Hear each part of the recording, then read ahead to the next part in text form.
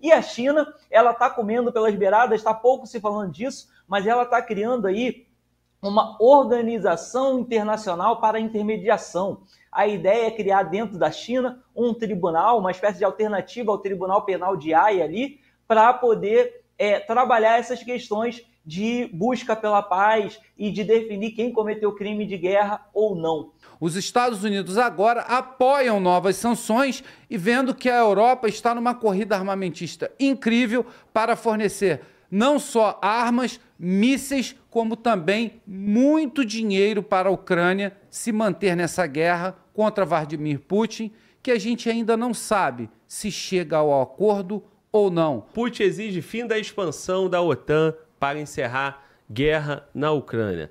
Vladimir Putin diz que a guerra na Ucrânia só termina se a OTAN parar de se expandir para o leste europeu. Bom, aqui comigo, você que acompanha a guerra da Ucrânia, você sabe que existe uma guerra de narrativa também, né? Tem a narrativa da OTAN e tem a narrativa da Rússia. A narrativa da OTAN diz que o Putin quer voltar com a antiga União Soviética. E, para isso, ele tem um plano expansionista pela Europa, né? Assim como foi no passado. Ele não aceita a Rússia do tamanho que é hoje. Para isso, ele precisaria tomar a Ucrânia e depois tomar outros países europeus. Bom, a narrativa do Putin é que é o contrário. A OTAN tem, aos poucos, expandindo para o território russo. E os acordos do passado não são mantidos. Então, o Putin iniciou ali, aos poucos, o avanço dele no território ucraniano. Bom, chegou o Trump e o Trump quer a paz, o mundo quer essa paz. E o Putin, tudo bem, eu negocio, mas que as razões iniciais não existam mais. E agora, Júlio Roque, como pode? Já tem Finlândia, Suécia, todo mundo na OTAN. A Ucrânia queria entrar na OTAN. E para isso o Putin mostrou as cartas, jogou a carta na mesa. E agora? Como é que fica isso? Por favor, Júlio Roque. Bem, acordos já foram travados muito antes dessa guerra, a guerra da Operação Especial, chamada assim pela Rússia, Operação Especial, dessa guerra muito antes dela. Então, esses acordos eram bem claros e não queriam que armasse ali nas fronteiras do país Rússia. Então, a OTAN, através desse novo governo da Ucrânia, vem se chegando até chegar nas fronteiras da Rússia, o que incomoda muito Vladimir Putin. Então, esses acordos já existiam. Então, o que ele pede agora nada mais é do que os principais acordos que estavam estabelecidos há muito tempo atrás.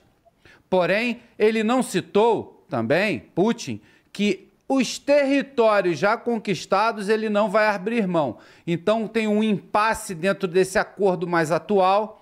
Tentaram estabelecer um acordo na Turquia, onde Vladimir Putin não foi a esse acordo, né? Não participou pessoalmente desse acordo. O Zelensky foi até a Turquia e o governo americano falou que Donald Trump também iria e não foi.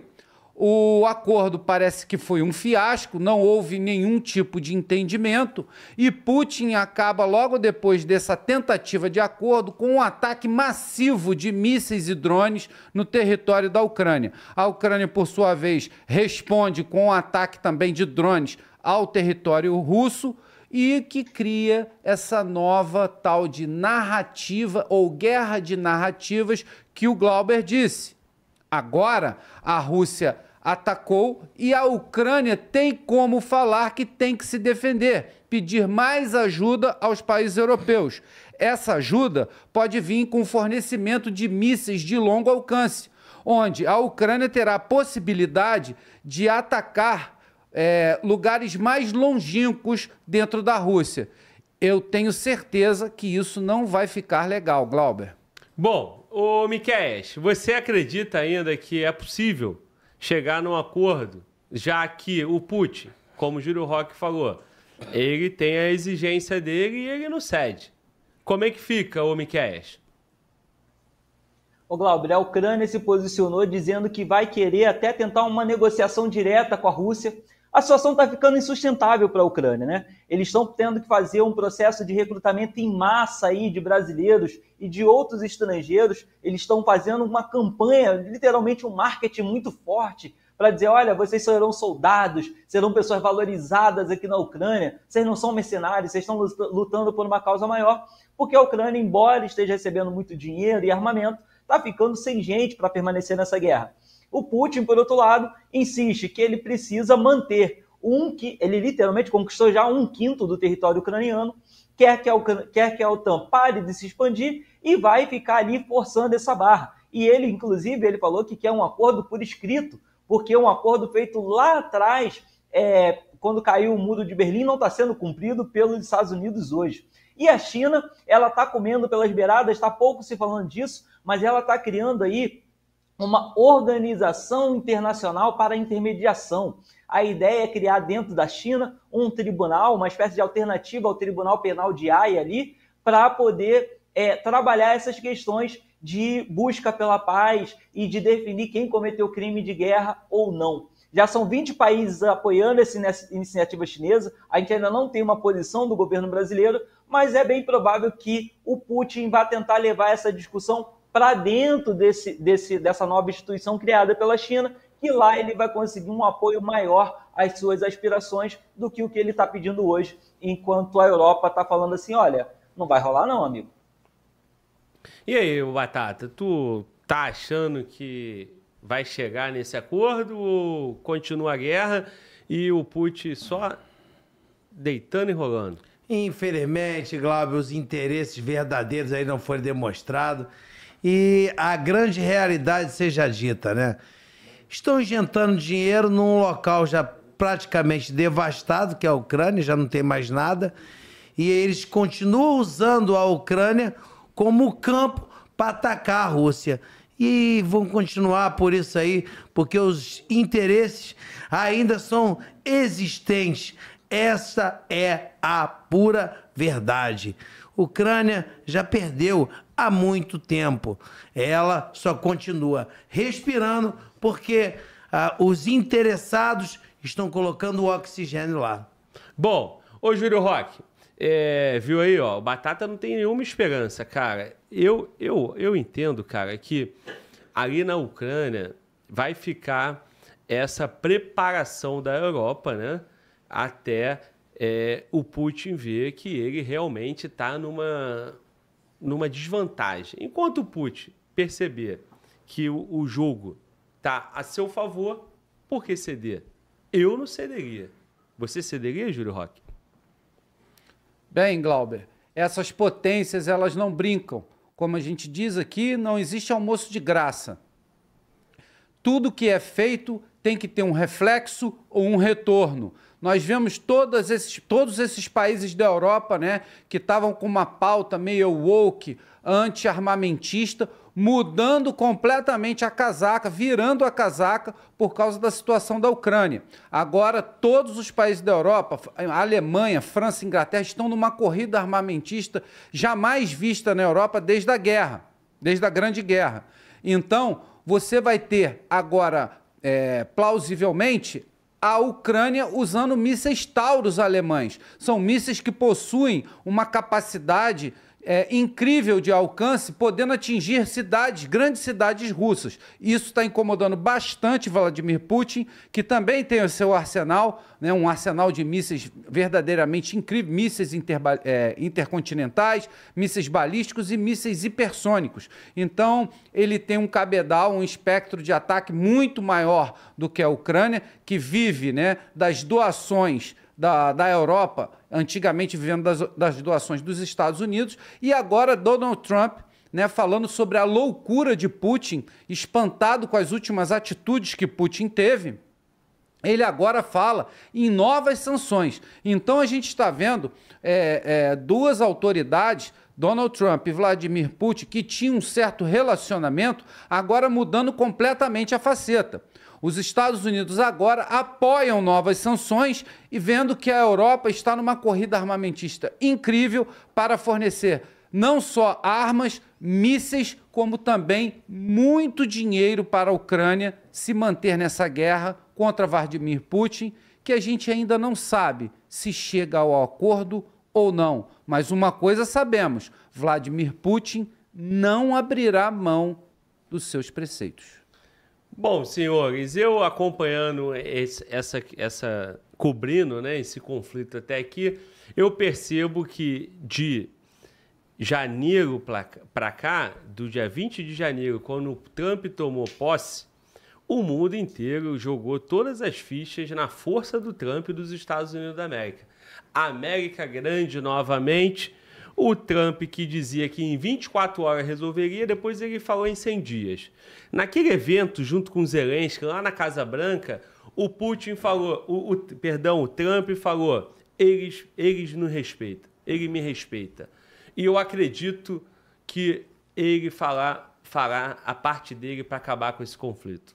Bom, os últimos posicionamentos do Trump é dizendo que ele acredita que o Putin não quer o final do conflito. Ele já mudou totalmente o posicionamento dos Estados Unidos da América, do presidente Trump, em relação ao Putin. O que eu percebo? Que, desde o início, quem estava com as cartas na mão não era o Trump, e sim o Putin. Parece que o Trump respeita muito mais o Putin do que o Putin respeita o Trump. Resta saber até quando. Resta saber quando os Estados Unidos da América entrar de fato nesse conflito. Resta saber, após a Alemanha concluir o seu investimento, a Polônia e toda a União Europeia mais fortalecida. Hoje, 2025, me parece que o Putin se sente forte em desequilíbrio. Quando houver o equilíbrio de força, chega lá no acordo. Enquanto isso, não terá acordo. Agora, a má notícia, Miquéias, é que podemos ter uma guerra ainda mais quente. Uma guerra, de fato, contra a OTAN. Aí, certamente não será em 2025, porque a Europa ainda está se preparando, se fortalecendo. Os Estados Unidos também se fortalecendo no governo Trump. Mas, daqui uns 2 anos ou mais, por que não, hein, ô Miquéias?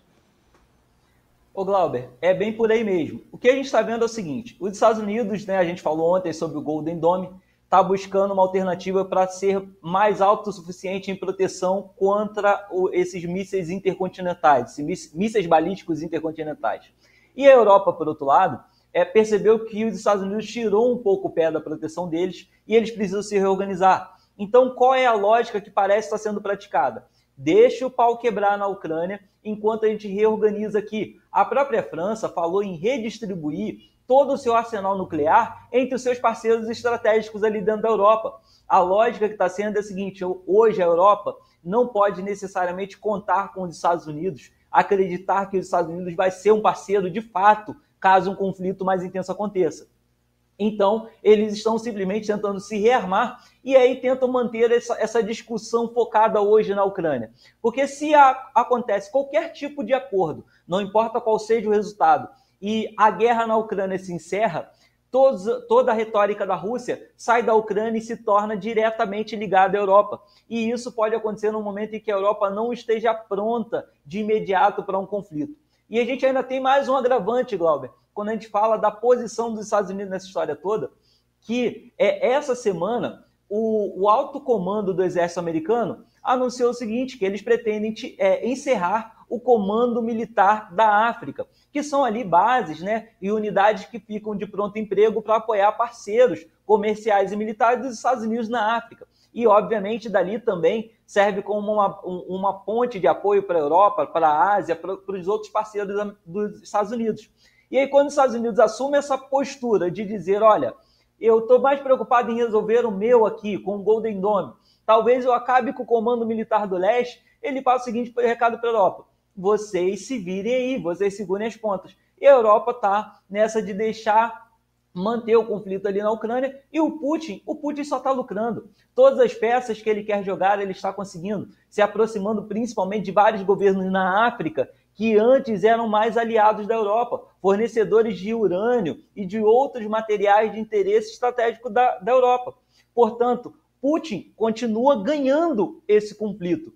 Acabar com o conflito é perder uma grande fonte de financiamento político, de poder político no jogo global. E a Europa precisa ganhar tempo, mantendo, estendendo esse conflito aí para poder se rearmar, reestruturar o seu plano de guerra para quando a Rússia voltar os olhos para ela. Pois é, Miquel, parece que o tempo aí é inimigo de todos eles, né? E cada um na sua narrativa, cada um com seu argumento. A Europa precisa de tempo.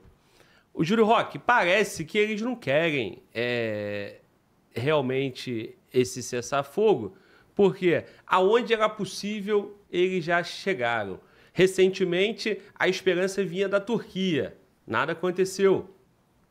Agora, o meu medo e o meu receio, e muitos analistas estão falando isso já, é que até 2030 o mundo para de verdade, porque as potências estarão totalmente preparadas, seja a União Europeia, seja a China, seja os Estados Unidos, e não dá para esquecer aquela data de 2027 que está logo ali. Por favor, Júlio Roque.